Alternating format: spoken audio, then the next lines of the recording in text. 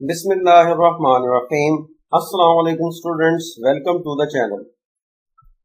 आज मैं federal board के न्यू सिलेबस नेशनल करिकुलम 2022-23 के मुताबिक फर्स्ट ईयर फिजिक्स के फर्स्ट चैप्टर की एक्सरसाइज में मौजूद शॉर्ट क्वेश्चंस के बहुत ही इजी और ऑथेंटिक आंसर्स पेश कर रहा हूं। तो आइए डिस्कस करते हैं क्वेश्चन नंबर 1।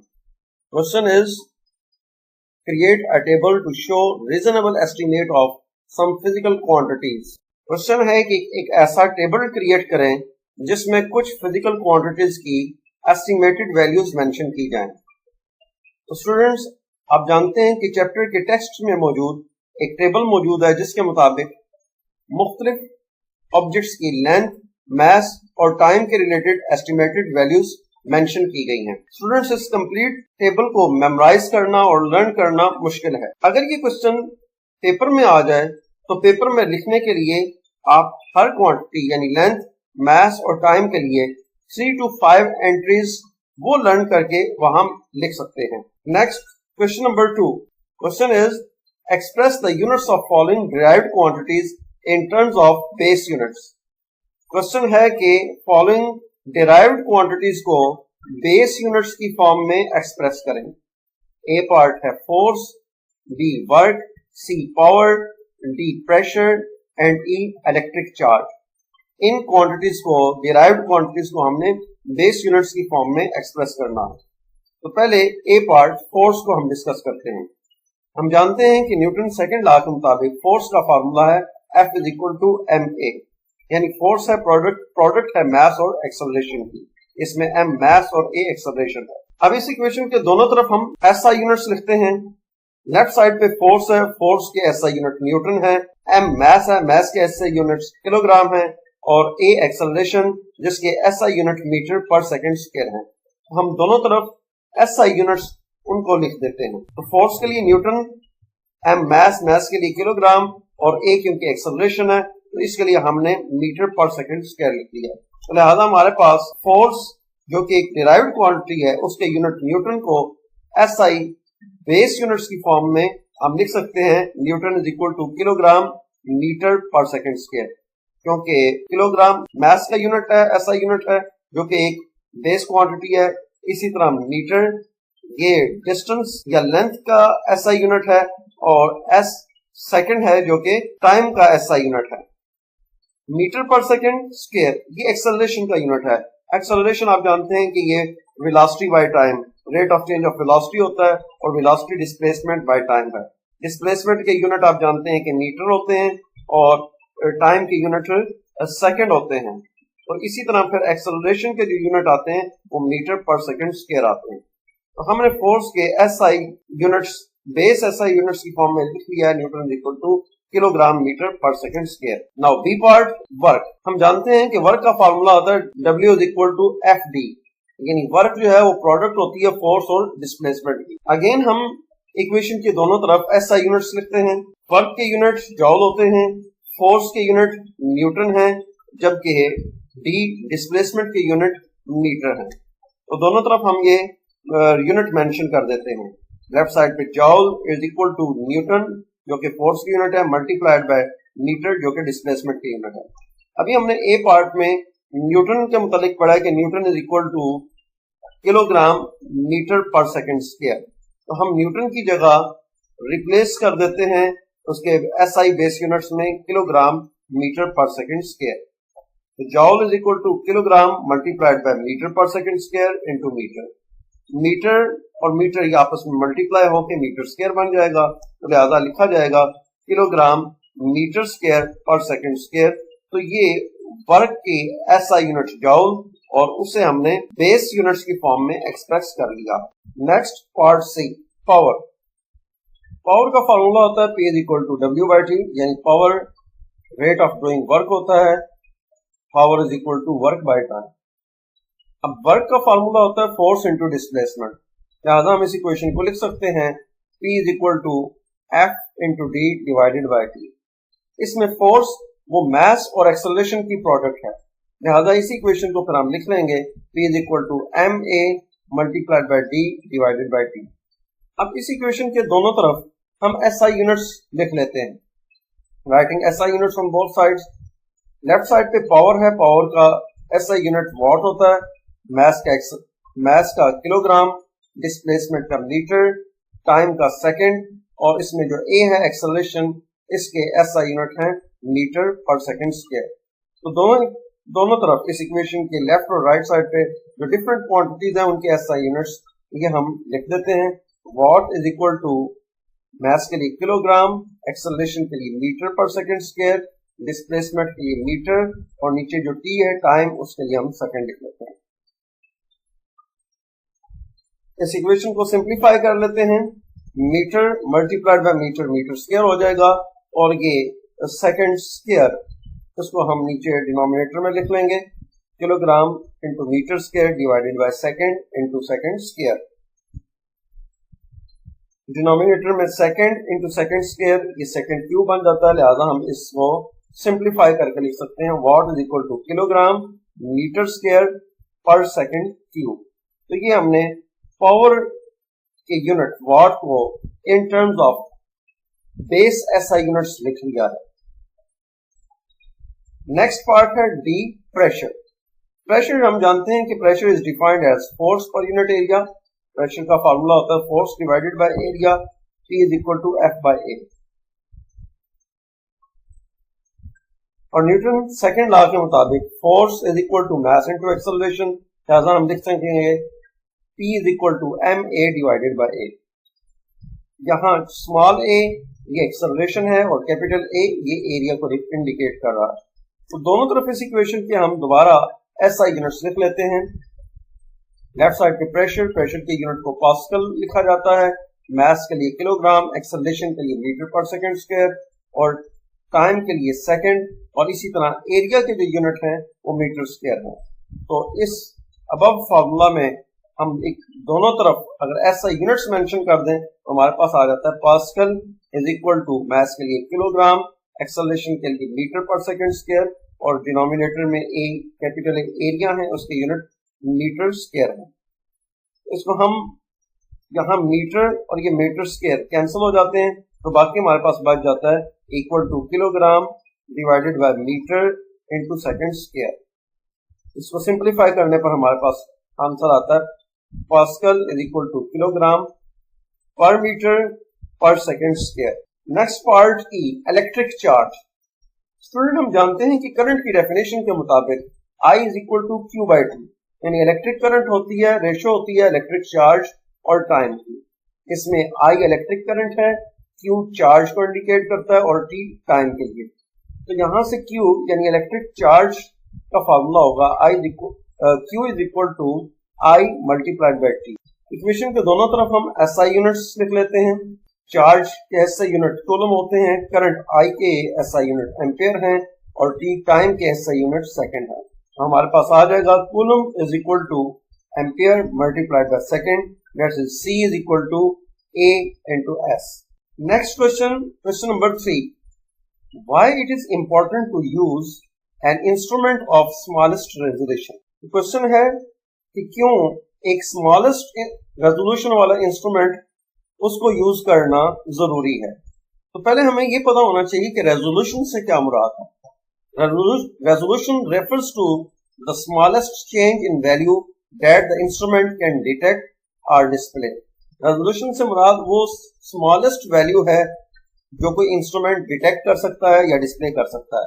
फॉर एग्जाम्पल आप अगर फिगर देखें तो फिगर में एक स्केल दिखाया जा रहा है, अपर स्केल, उसमें सेंटीमीटर्स में वैल्यूज हैं 1, 2, 3 सेंटीमीटर, और 1 सेंटीमीटर को फर्दर डिवाइड किया गया है 10 पार्ट्स में, लिहाजा एक स्मॉल डिवीजन वो 1 मिलीमीटर को इंडिकेट करता है।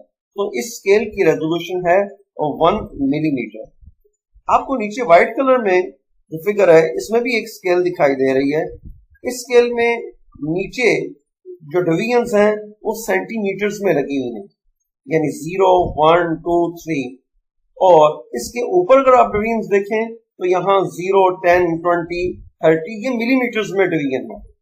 तो यहाँ ऊपर वाली जो रेजोल्यूशन है ये ज्यादा है, यहाँ इसका स्मॉलेस्ट डिवीजन जो है वो 1 मिलीमीटर को इंडिकेट कर रहा है, जो कि 1 सेंटीमीटर का 10वां हिस्सा होता है। तो जितना स्मॉलेस्ट रेजोल्यूशन होगी किसी भी इंस्ट्रूमेंट की, उतना ही वो ज्यादा एक्यूरेट मेजर करेगा, उसकी प्रेसिजन उतनी ज्यादा होगी और वो ज्यादा एग्जैक्ट वैल्यू मेजर कर सकेगा।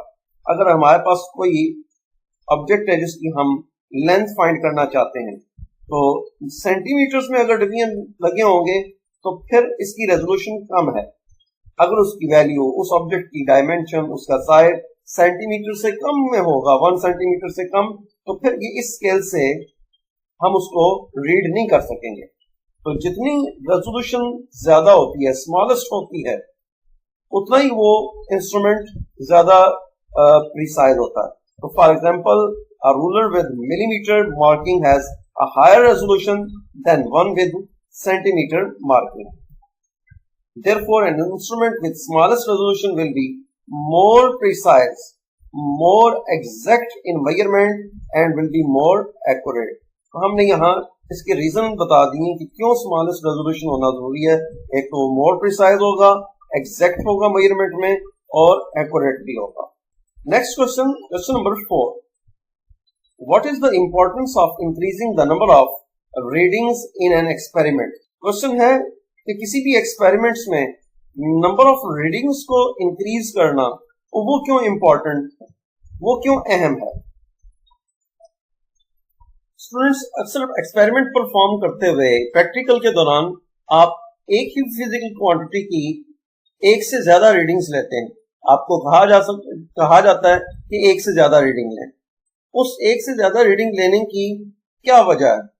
हम जब फॉर एग्जांपल वर्नियर कैलिपर को इस्तेमाल करते हुए किसी सिलेंडर का डायामीटर या लेंथ फाइंड कर रहे हैं तो अमूमन हम 3 रीडिंग्स लेते हैं। इसी तरह अगर हम सिंपल पेंडुलम का टाइम पीरियड फाइंड करना चाहते हैं तो टाइम पीरियड के लिए हम 20 वाइब्रेशन या 30 वाइब्रेशन का टाइम नोट करते हैं और फिर उसके बाद हम इससे ज्यादा, एक से ज्यादा रीडिंग लेते हैं। इस क्वेश्चन में यही पूछा गया है कि इसकी इंपॉर्टेंस क्या है, नंबर ऑफ रीडिंग्स को इंक्रीज करने की क्या इंपॉर्टेंस है। तो इसकी वजह यह है कि हम जब एक से ज्यादा रीडिंग्स ले लेते हैं तो हम उनकी एवरेज वैल्यू फाइंड कर सकते हैं और जो एवरेज वैल्यू होती है उसमें अनसर्टेनिटी कम होती है, वो ज्यादा एक्यूरेट वैल्यू होगी। तो यही आंसर हम इसमें लिखेंगे।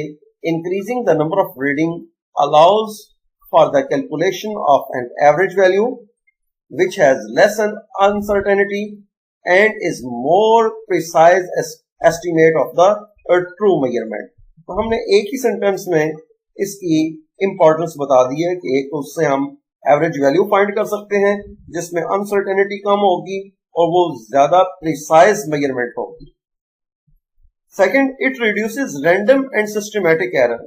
दूसरी इसमें यह भी रीजन लिखी जा सकती है कि इसकी वजह से रैंडम एरर और जो सिस्टमैटिक एरर है उनका इफेक्ट कम हो जाता है, डिक्रीज हो जाता है। Third, it verifies the consistency of the results making them more reliable. उसके अलावा ये एक से ज्यादा रीडिंग्स लेने से हमें ये भी पता चलता है कि हम जो मेजरमेंट कर रहे हैं वो आया कंसिस्टेंट है या नहीं है। कंसिस्टेंस का मतलब ये है कि हम तीनों दफा या एक से ज्यादा दफा जब हम रीडिंग ले रहे हैं तो वो रीडिंग एक दूसरे के ज्यादा करीब आती है।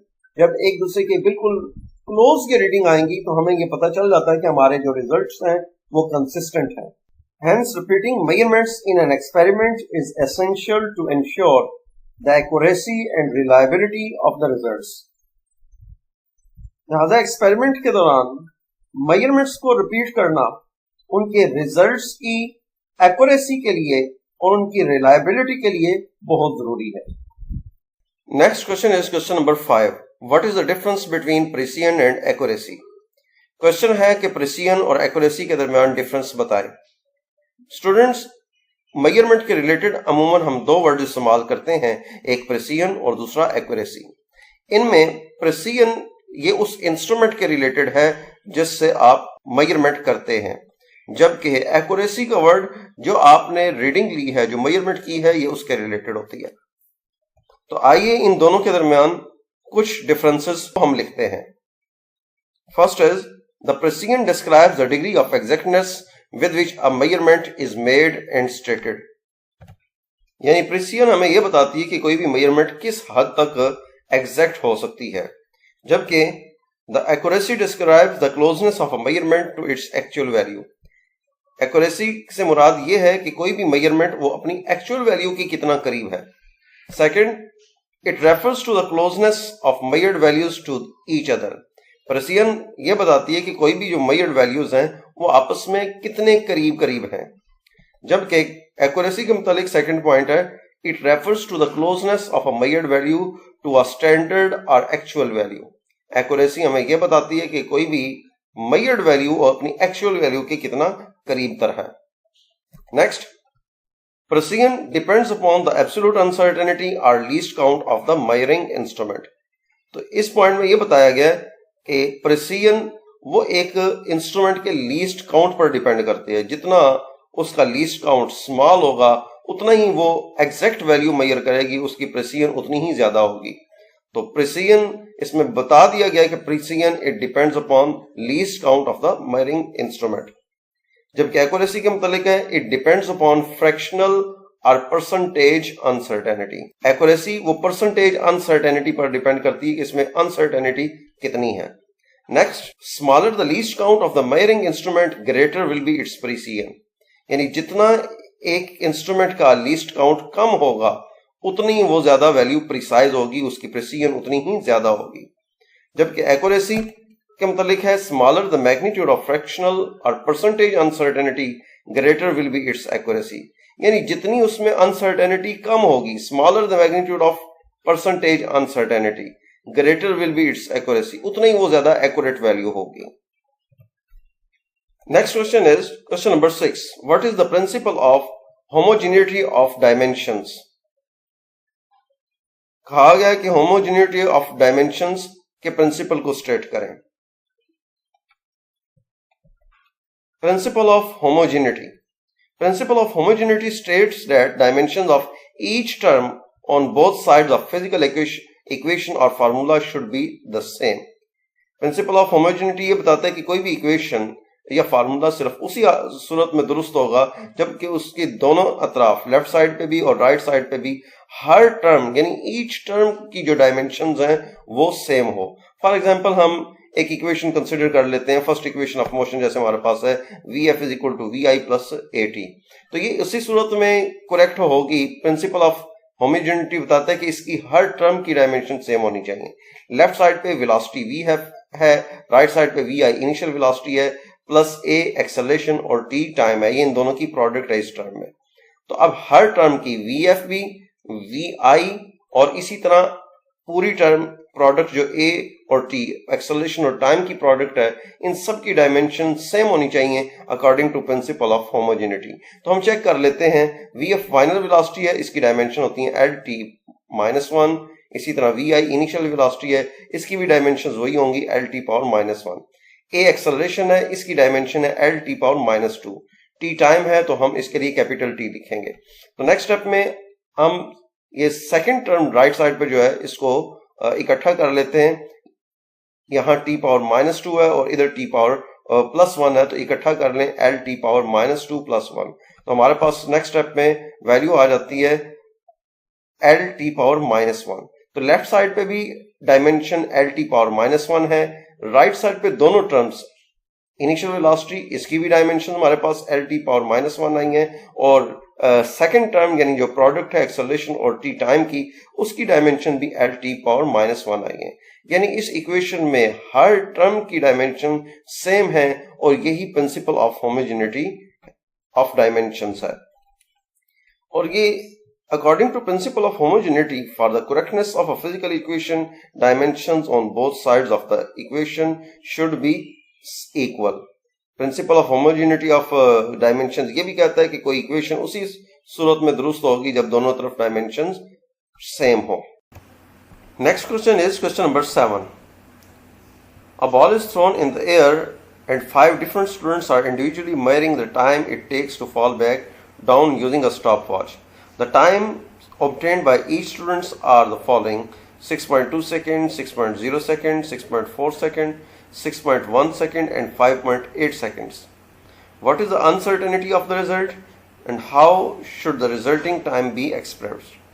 क्वेश्चन है कि एक बॉल को हवा में उछाला गया और 5 मुख्तलिफ जो स्टूडेंट्स हैं वो अलग-अलग स्टॉप वॉच को यूज करते हुए उसका टाइम नोट करते हैं कि कितने टाइम में वो ग्राउंड पे वापस आता है, और जो टाइम वो हासिल करते हैं वो यहाँ लिखे हुए हैं।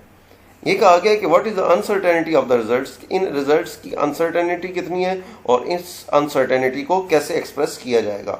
स्टूडेंट्स, ऐसी सूरत हाल में जब आप मेजरमेंट के दौरान एक से ज़्यादा रीडिंग किसी एक फिजिकल क्वांटिटी की ले रहे हो, तो फिर हम उसमें अनसर्टेनिटी फाइंड कैसे करते हैं।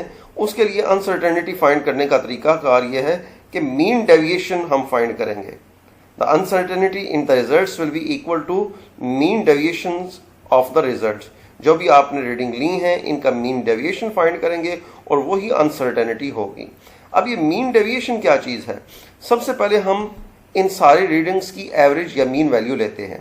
To find the uncertainty first we calculate the mean or average value. इन सब की एवरेज वैल्यू ले लेते हैं जितने भी टाइम डिफरेंट स्टूडेंट्स से मेजर किए हैं। क्योंकि ये 5 डिफरेंट रीडिंग्स हैं तो सबको ऐड करके 5 से डिवाइड किया जाएगा तो मीन टाइम हमारे पास आ जाता है जो कि 6.1 सेकेंड। दूसरे स्टेप में हमने हर रीडिंग यानी हर वैल्यू वो इस एवरेज वैल्यू से या मीन वैल्यू से कितना डिफर कर रही है, कितना डेविएट कर रही है, वो फाइंड करना है। Now we find deviation of each value from the mean value of time. तो ये फाइंड करते हैं डेल्टा T1 यानी पहली वैल्यू जो कि 6.2 सेकेंड है। ये मीन वैल्यू 6.1 से कितना डिफर कर रही है, कितना डेविएट कर रही है, पहले ये फाइंड करना है। डिफरेंस फाइंड करेंगे। 6.1 minus 6.2 is equal to 0.1 second. इसी तरह सेकंड वैल्यू 6.0 सेकेंड, इसका डेविएशन भी हम फाइंड कर लेते हैं। Delta T2 is equal to 6.1 minus 6, ये भी हमारे पास 0.1 सेकेंड आ जाता है। इसी तरह सारी रीडिंग्स पांचों जो रीडिंग्स हैं इन सब की में हम डेविएशन फाइंड करेंगे। Delta T3 is equal to 6.1 minus 6.4 is equal to 0.3 second. Similarly delta T4 is equal to 0 second and delta T5 is equal to 0.3 second. यानी लास्ट जो रीडिंग है वो 5.8 है और मीन वैल्यू थी 6.1। 6.1 में से हमने 5.8 को सब्ट्रैक्ट किया तो हमारे पास 0.3 सेकेंड आ गया। तो पहले स्टेप में हमने एवरेज वैल्यू फाइंड की है यानी मीन वैल्यू फाइंड की है, और दूसरे स्टेप में हमने हर वैल्यू इस एवरेज वैल्यू से कितना डिफर कर रही है, डेविएट कर रही है, वो डेविएशन फाइंड किया। अब हम थर्ड स्टेप में ये जितने भी डेविएशन हैं इन डेविएशन का मीन फाइंड करेंगे। तो नेक्स्ट स्टेप में then we find mean deviation. Delta T average is equal to delta T1 plus delta T2 plus delta T3 delta T4 plus delta T5 divided by 5। ये सारी जो deviations हैं इन सब को add करना है और इनको 5 से हमने डिवाइड करना है जो कि मीन डेविएशन की वैल्यू है, और इन सब को ऐड करें 0.8 डिवाइडेड बाय 5 किया जाए तो ये हमारे पास आ जाता है 0.16 सेकेंड, जिसे राउंड ऑफ करके हम 0.2 सेकेंड कर लिख सकते हैं। तो ये जो हमने मीन डेविएशन फाइंड किया है यही एक्चुअली अनसर्टेनिटी है इन सारी रीडिंग्स के रिजल्ट में। तो ये लिखेंगे therefore the uncertainty in the result is delta T is equal to 0.2 second. अब ये कहा गया कि इस how should the resulting time be expressed. अब ये जो रिजल्टिंग टाइम है इसको कैसे एक्सप्रेस किया जाएगा, तो एक्सप्रेस करने का तरीका कार यही है कि टाइम की वैल्यू, ये जो एवरेज वैल्यू है ये टाइम है और साथ अनसर्टेनिटी 0.2 सेकेंड की है। तो लिखेंगे answer the resulting time should be expressed as T plus minus delta T is equal to 6.1 जो कि एवरेज वैल्यू थी और प्लस माइनस 0.2 सेकेंड जो कि मीन डेविएशन है। Next question is question number 8। The energy of a photon is given by E is equal to hf. Find the dimensions of Planck's constant h, where f is frequency. Question है कि एक photon की energy का जो formula है वो है E is equal to hf, इसमें f फ्रीक्वेंसी है, तो आप प्लैंक्स कांस्टेंट h की डायमेंशंस को फाइंड करें। E is equal to hf, E energy है और f इसमें फ्रीक्वेंसी है, लिहाजा यहाँ से हम h प्लैंक्स कांस्टेंट को अगर सेपरेट करते हैं तो h is equal to E by F. हमने प्लैंक्स कांस्टेंट h की डायमेंशंस फाइंड करनी है, तो दोनों तरफ हम डायमेंशंस के लिए इसके ब्रैकेट लगा देते हैं। Dimension of Planck's constant h is equal to dimension of E energy divided by dimensions of frequency f। अब प्लैंक्स कांस्टेंट h की डायमेंशंस फाइंड करने के लिए पहले हमें एनर्जी E के डायमेंशंस का भी पता होना चाहिए और इस इक्वेशन में जो राइट साइड पे फ्रीक्वेंसी एफ है इसकी डायमेंशंस का भी पता होना चाहिए। दोनों को हम उन दोनों की जब हम रेशियो लेंगे तो हमें प्लैंक्स कांस्टेंट की डायमेंशंस का पता चल जाएगा। तो पहले एनर्जी की डायमेंशंस फाइंड करते हैं। एनर्जी, अब एनर्जी और वर्क के यूनिट सेम होते हैं, एनर्जी के यूनिट भी जॉल हैं और वर्क के यूनिट भी जॉल है, लिहाजा दोनों की डायमेंशन सेम होंगी, इसलिए हमने इनकी डायमेंशंस को भी इक्वल रखा है। और वर्क हम जानते हैं कि वो प्रोडक्ट होती है फोर्स और डिस्प्लेसमेंट की, F into D. Force F is equal to M A और D, अब इनकी डायमेंशंस को लिख लें। F फोर्स के लिए m/L(T)⁻², और D डिस्प्लेसमेंट है उसके लिए L आएगा। तो हमारे पास एनर्जी की जो डायमेंशन आती हैं वो E is equal to mL²T⁻²। तो हमने एनर्जी की डायमेंशंस फाइंड कर ली हैं। अब फ्रीक्वेंसी की डायमेंशंस फाइंड करनी है। फ्रीक्वेंसी क्योंकि टाइम का रेसिप्रोकल होता है और टाइम की डायमेंशन होती है सेकंड। टाइम का यूनिट सेकंड है लेकिन इसकी डायमेंशन को कैपिटल T लिखा जाता है, तो फ्रीक्वेंसी की डायमेंशन होगी T⁻⁻1।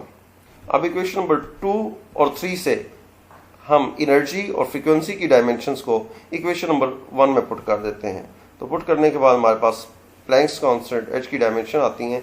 H is equal to, ऊपर एनर्जी की डायमेंशन लिखी है mL²T⁻² और नीचे फ्रीक्वेंसी की डायमेंशन T⁻⁻1। क्योंकि T की पावर नीचे है डिनोमिनेटर में -1 है, ऊपर न्यूमरेटर में जब इसको लेके जाएंगे तो पावर ऐड हो जाएगी, तो mL²T⁻² + 1। तो ये हमारे पास प्लैंक्स कांस्टेंट की डायमेंशन आ जाती हैं mL²T⁻⁻1। स्टूडेंट्स, उम्मीद है कि इस चैप्टर के सारे शॉर्ट क्वेश्चन आपको समझ आ गए होंगे। अगर आपको ये वीडियो अच्छी लगे तो इसे लाइक ज़रूर कीजिएगा, इसे अपने बाकी फ्रेंड्स के साथ भी शेयर करें और चैनल को सब्सक्राइब करना मत भूलिएगा। Thank you.